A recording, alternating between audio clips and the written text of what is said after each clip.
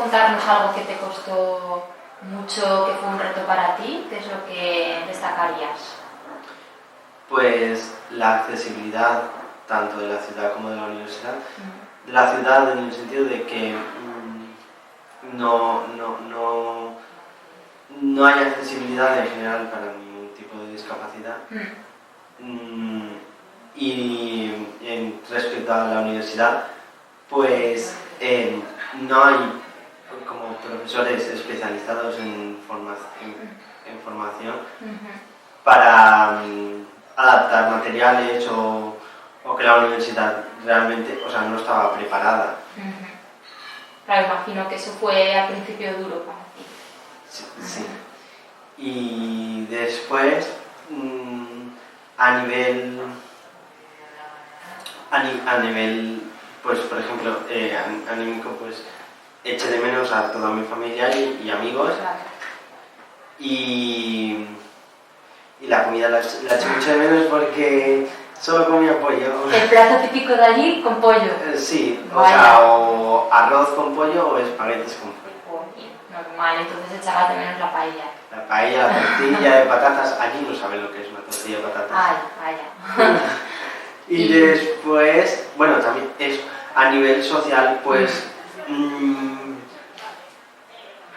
o sea, me costó integrarme con otros Erasmus, eso sí, y me relacionaba más con lusos, o sea, con portugueses.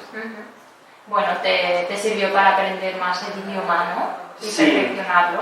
Cosas positivas que puedo sacar de allí es que aprendí un poco a valorar más lo que es mi país, mi familia, mis amigos, todo el entorno de aquí. Aprendí también un poco a desarrollar más el idioma portugués y poderlo hablar con más fluidez. Y otra cosa positiva, ya son muchas, es una muy buena experiencia. pues a nivel personal, que al principio